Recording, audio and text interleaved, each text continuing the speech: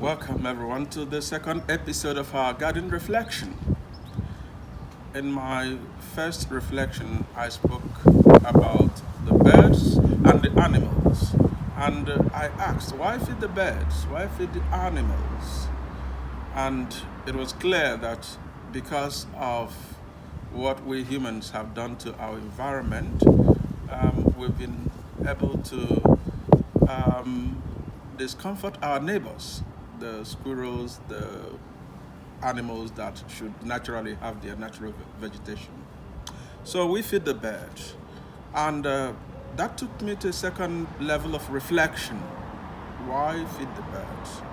And this reflection took me to something which is central to our Catholic faith, and that is the Eucharist. Yes, in our natural environment, that is the heavenly environment, we may not need to be fed because God will be our joy. God will be everything. God will become our ultimate fulfillment. But we live in a very precarious environment. The world we live in is like a polluted world spiritually. So a lot of things have gone wrong. Every now and then, we have things thrown at us, things that challenge our faith, things that challenge our spirituality. So to sustain us and to keep us focused, there is something that is vital, and that is the Eucharist. So the Eucharist is the food provided for the birds, for the animals, so that they can survive in this environment that is polluted, spiritually polluted as it were. So this reflection is about our encounter with God at the meal.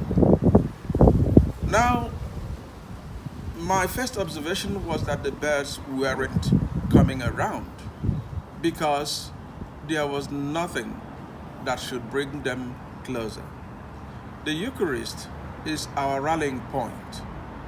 What I quickly did was to go into the garage and get some food for the birds and for the squirrels, and I had them out. I spread them out, I put them in the containers. And as soon as I did that, the birds started coming around. And before you know it, I became a bird watcher. I was immersed in watching the birds, taking a closer look at them. And I think this is the kind of interaction that goes between us and God when we are at the Eucharistic table. Now, I observed something.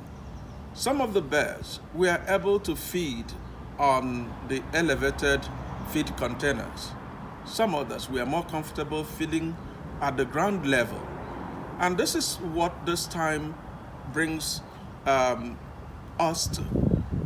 During the preparation for receiving of the Holy Communion, some of us will have to access the Eucharist by having the preparations brought down to their own level. And that is essential. That is one thing we do. And we do it because we want everybody to participate. As soon as I brought out the food, you have the pigeons, you have all kinds of birds that came around. Even the squirrels, all came. And that is how we are. We are animals of different configurations. We are people of different temperaments. We are people of different races.